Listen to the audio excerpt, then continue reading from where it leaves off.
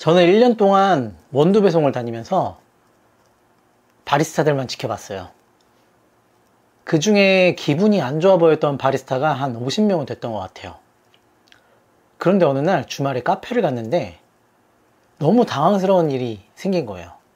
그 카페가 커피를 잘 만들 것 같은지 못 만들 것 같은지 느껴지는 거예요.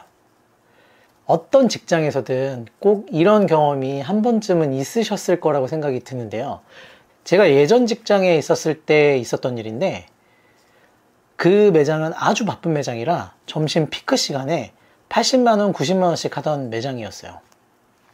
저는 그날 커피 머신을 잡고 커피 추출을 했어요. 커피 추출을 열심히 하고 있었는데 뒤에서 쎄한 느낌이 느껴지는 거예요.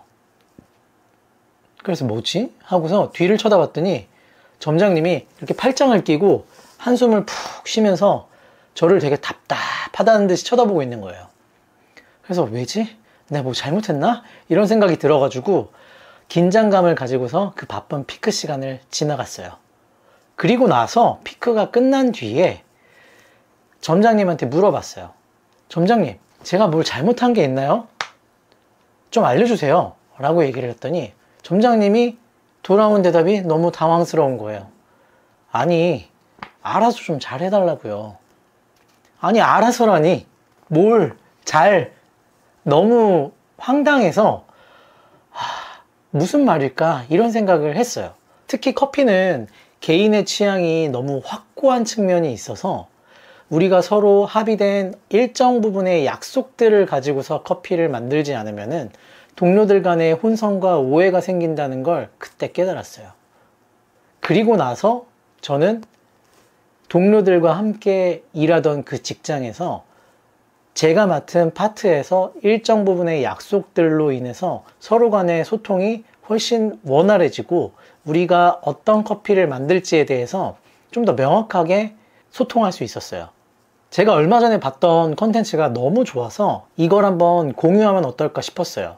모 바리스타 챔피언님의 에스프레소 추출 세팅 방법인데요. 그 바리스타 챔피언은 에스프레소 추출 세팅을 3단계로 이렇게 나눠서 설명을 하시더라고요. 그런데 내용이 너무 괜찮아서 이 가이드를 가지고서 실제로 매장에서 내가 혼자 일하든 2명이 일하든 4시 일하든 이 기준을 통해서 경험해보고 우리 가게의 추출 세팅을 만들어 보시면 좋겠다는 생각이 들었어요. 자, 1단계입니다. 1단계는 도징인데요. 일단 저울에 포타 필터를 올려서 0점을 잡아주세요.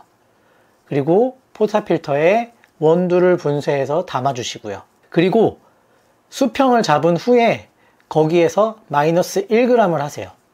아마도 이 바리스타 챔피언님이 얘기한 마이너스 1g이라는 거는 아주 안정적인 헤드스페이스를 확보하기 위한 방법이지 않았을까라는 생각이 들더라고요. 그 바리스타 챔피언님이 말하는 건 그런 기준이지만 우리 매장에서는 달라질 수 있으니까 가이드라인이라고만 생각해 주시면 될 것 같아요. 다들 아시죠? 헤드스페이스가 얼마나 커피 추출에 중요한지? 잘 모르신다면 온라인에서 네이버 지식인이라도 한번 찾아보세요. 커피를 추출할 때 적정 빈 공간이 있어야지만 추출되는 물과 커피가 만났을 때 커피가 더 맛있어진다는 측면의 이야기인 거죠. 자, 2단계인데요. 많이들 어려워하는 커피 그라인더 분쇄도에 관련된 이야기입니다. 이 바리스타 챔피언님은 이렇게 얘기합니다. 원두 색이 밝으면, 즉 라이트 로스팅이죠. 라이트 로스팅이면은 분쇄도를 조금 더 가늘게, 그리고 원두 색이 좀 진한 색이면 다크 로스팅이겠죠. 좀 굵게 라고 설명을 하더라고요. 물론 우리 매장에서 사용하고 있는 그라인더 분쇄도가 지금 말하는 이 기준에서 얼마만큼 차이가 있는지는 알 수 없어요. 하지만 지금 쭉 말씀드리는 3단계를 한번 해보시고 나면은 아마 평균적인 커피를 맞추는 세팅의 기준이 좀 잡히실 거예요. 그리고 여기서 진한 색이라고 표현한 부분에서 이 바리스타 챔피언님은 이렇게 얘기하더라고요. 다크 로스팅에 가까운 커피들도 있을 수 있겠지만 커피의 느낌 자체가 뭐 보라색, 검붉은색 이런 식의 진한 색깔의 계열의 느낌이 표현되는 커피를 사용할 때도 조금 굵게 분쇄도를 조정을 하라는 가이드였어요. 3단계는 추출량인데요. 추출량은 어떻게 알고 계신지 모르겠어요. 어떻게 알고 계시나요? 보통은 1대2를 많이들 사용한다고 많이 알려져 있는데 1대2에 관련한 부분이 나오더라고요. 그래서 이 바리스타 챔피언님이 얘기하는 거는 1대2로 첫 시작을 해보고 40g, 45g, 50g 이런 식으로 추출량을 늘렸을 때 느낌이 어떤 것이 더 좋은지에 대해서 파악을 해보라는 가이드더라고요. 결론적으로 이 바리스타 챔피언님이 얘기하고자 하는 바는 우리 매장에 그 원두를 사용을 할 때 이 원두의 특성을 파악해서 우리 매장 환경에 잘 조절해서 쓰라는 말인 것 같더라고요. 특히 추출량 테스트를 하실 때는 목넘김과 입안의 텁텁함을 얘기를 할 수 있을 것 같은데요. 이 40g, 45g, 50g마다 미묘하게 커피의 맛이 조금씩 달라지는데 입안에 텁텁함이 남는다면 추출량을 좀 적게, 목넘김이 너무 깔끔해서 여운이 안 남는 것 같다면 조금 더 길게, 이런 식으로 추출량을 조절해서 테스트를 해보라는 얘기더라고요. 여기까지 한번 보셔도 머릿속으로는 나 아는 내용인데 이런 생각을 하시는 분들도 있을 것 같아요. 어떠세요? 분명 어디서 들어본 내용 같긴 하지만 이걸 우리 매장에서 조금 더 어떻게 잘 맛있게 만들어낼 수 있는지에 대해서 자연스럽게 떠올릴 수 있을 것 같아요.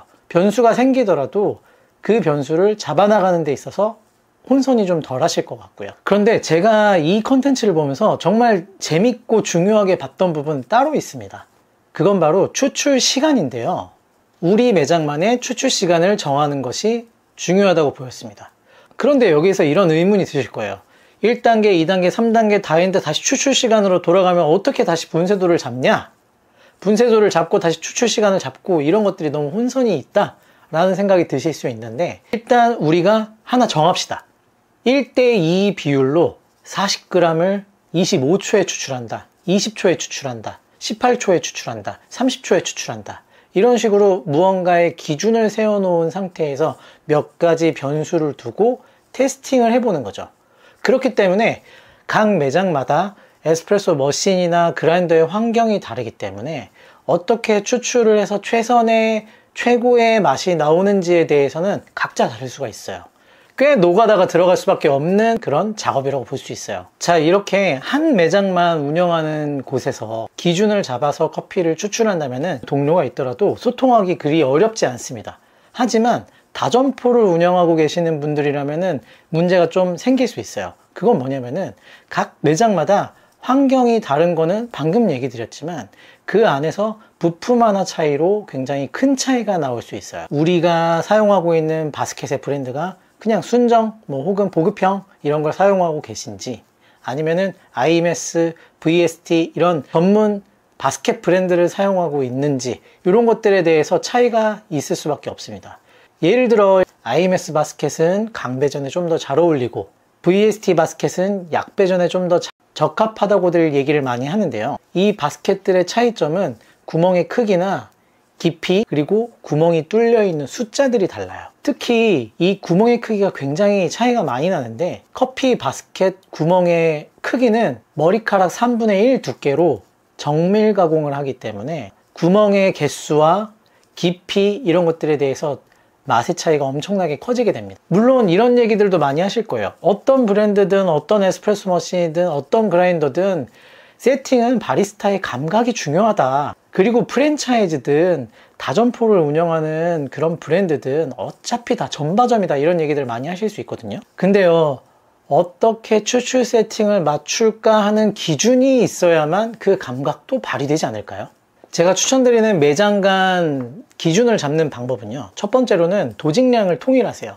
20g이면 20g, 18g이면 18g 이런 식으로 통일을 하시고, 두 번째는 머신별 환경을 고려해 가지고 어느 한 매장에서 일단은 기준은 잡으세요. 예를 들어서 28초에 우린 40g이 기준선이다 라는 이런 식의 기준을 잡아두세요. 세 번째로는 그 기준에 맞춰서 분쇄도를 미세 조정을 하세요.